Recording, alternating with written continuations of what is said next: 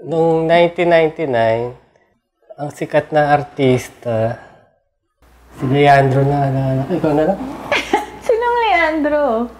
Leandro DiCaprio. Leonardo yun eh! Gadget ng 1999. Cellphone. 5110, 6110.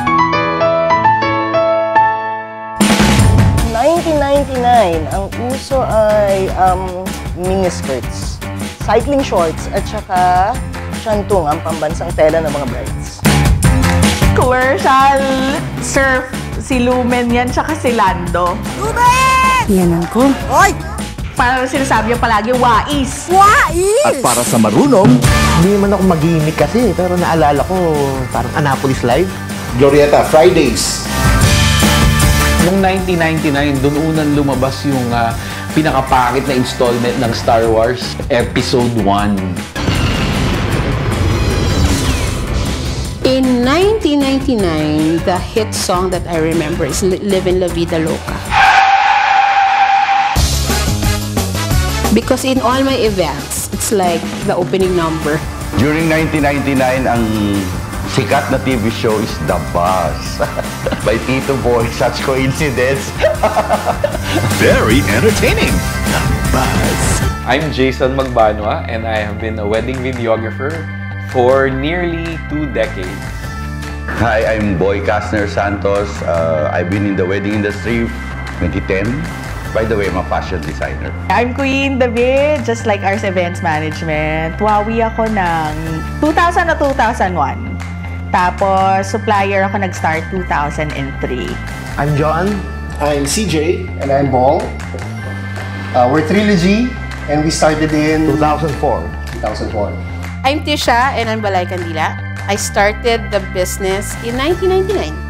Ako si Manny.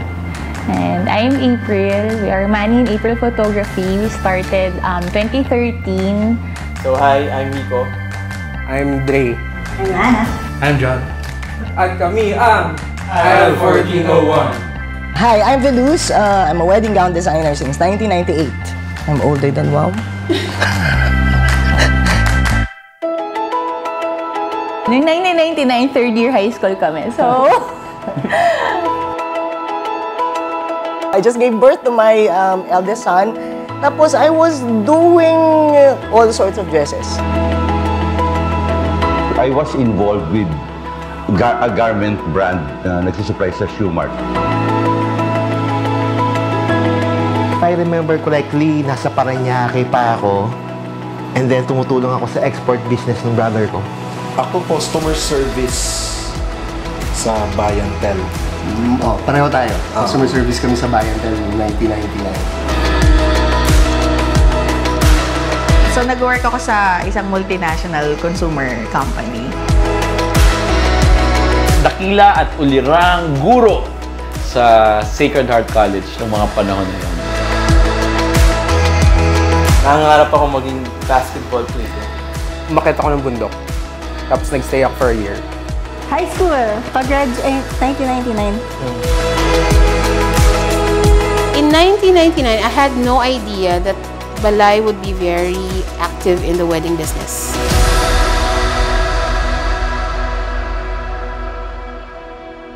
Meron akong ginawa na wedding gown, tapos palagi ko sa kanya naririnig yung salitang wow.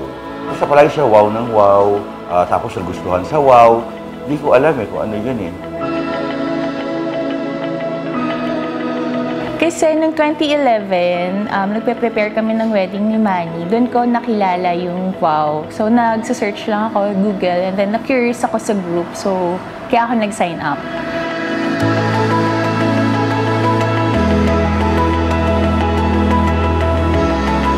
I first heard of wow through Autumn. Yun, kinento niya sa akin na yeah, she's part of wedding support. Pero wala pa akong idea talaga what it was, no?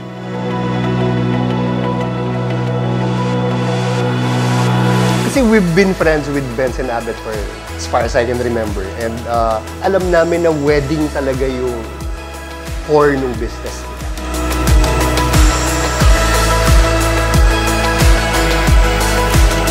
Wowis kami.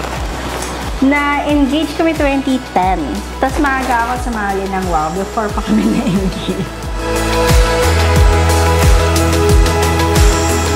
So dahil kay Jo, nakilala ko yung mga brides na ikakasal ng mga time na yan, 99, 2000, 2001. I learned that these brides are part of this community, Weddings at Work. When I started in Batibot, I was a PA and I would also be an extra. I danced with Pong Pagong. But that was where it started. That's where I met Ate V. And when she got married, she told me about Weddings at Work. And I couldn't understand what Weddings at Work was all about.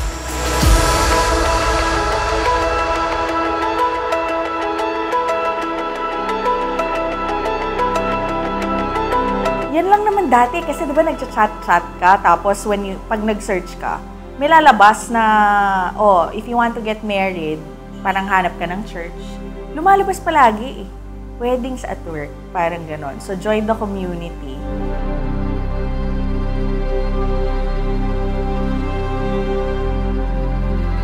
Yun lang, naalula ko palagi sasabihin, Wowie. Kasi nangyari, naging word of mouth eh. Nagpagawa yung isang Wowie, tapos maya-maya yung kawawi, tuloy-tuloy na, pasa-pasa na, hanggang dumami na ng dumami yung Wowie ko. Of course, 2011. That was the first time I was able to attend the WOW party. And then that was the first time I was nominated as Supplier of the Year. Tapos, ako rin nanalo, first time. Grabe, glorious moment yun. As in, hanggang sa pag-uwi ko talaga parang, ano yun? Yun, syempre, 2011 would always be, kumbaga parang may yung crowning glory ko.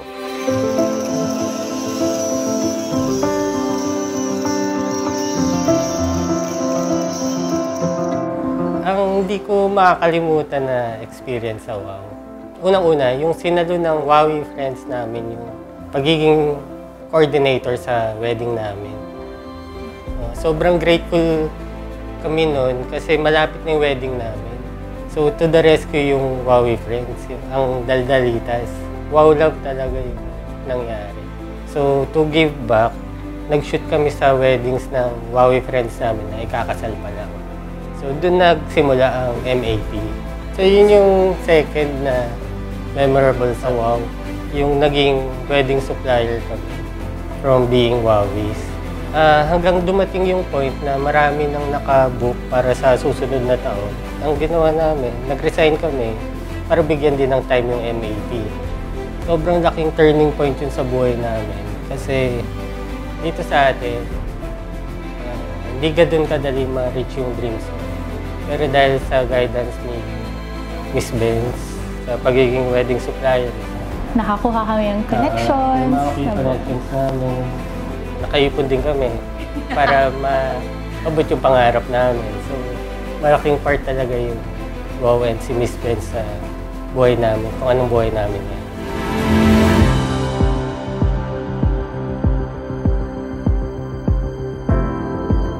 The relationship extended beyond business. So Benz, 20 years down the road, is, I would say, my number one girlfriend. She's my best friend. When I look back at my life, hindi pwedeng wala si Benz, hindi pwedeng wala ang WOW. In the most crucial moments of my life, she was there. And in the most crucial moments of her life, I was there. So, if I'm to parallel it to Balay Candila, there's always a candle burning for the both of us.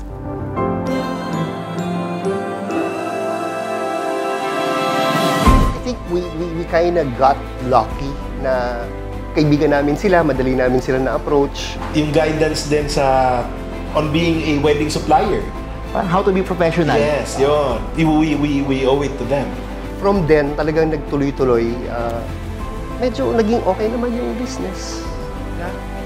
Kung hindi dahil sa Weddings at Work, I guess we wouldn't be here. We wanted to DIY our video. Ang kapal ng face. Feeling namin.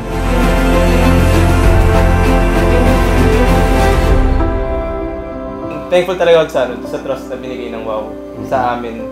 Lalo starting out, parang sino ba itong mga to, parang baguhan, tapos nagtiwala lang talaga sila sa amin. So, kung di dahil sa community niyan, wala kami kung saan kami ngayon.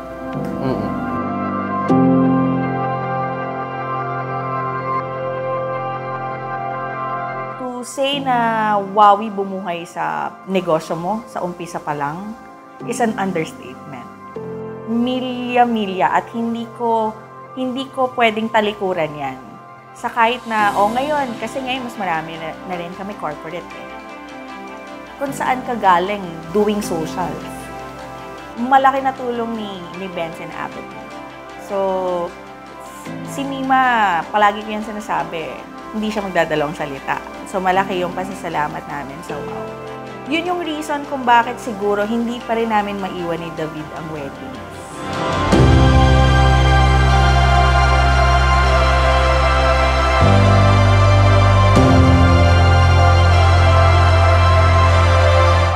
Honestly, sila yung nagtulak sa akin para gawing full-time ang wedding videography. I remember that conversation. Kaya mo yan, mag-full-time ka na. At that time, honestly, hindi naman kami friends noon eh. First time ko lang sila makita eh. Tapos inaaya nila ako mag-bridal fair. They saw something. And I'm very, very appreciative of that. There's so much to thank them for it. You know? And that's why this celebration, the 20th year celebration of Weddings at Work, it means so much, really. It means so much for the wedding industry, for the Wowies, for the Nowies, for myself. It means so much.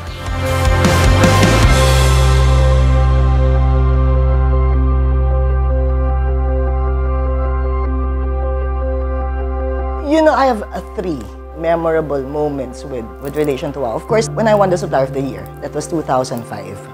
After nun, parang ang feeling ko, I don't need to prove anything anymore.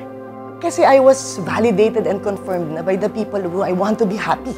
Number two, of course, the Video Fest. When Benz told me about it, I was really stunned. Tapos it happened pa,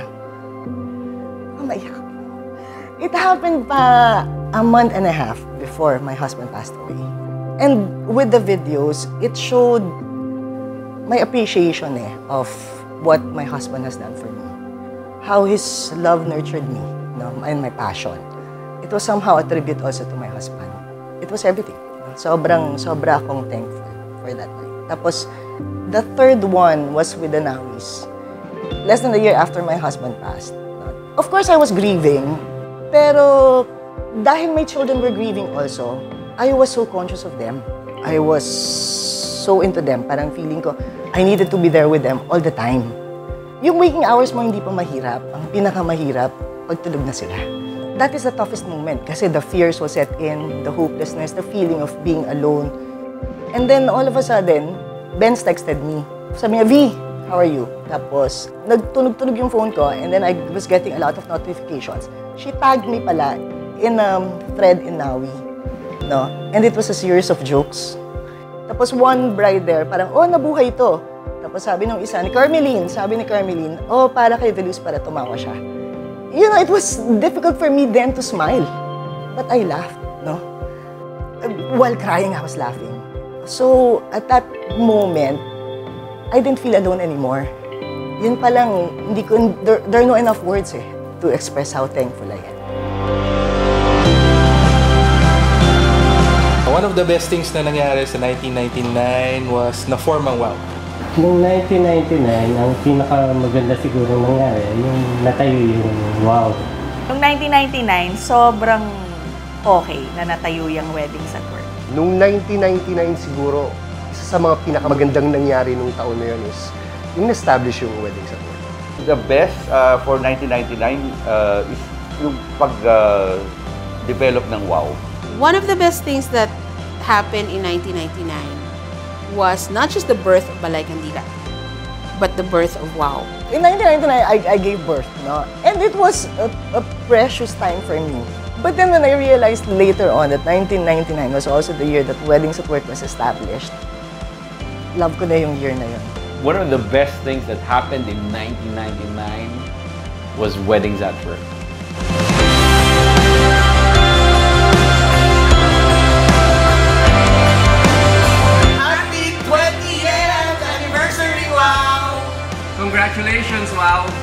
Congratulations, Wow!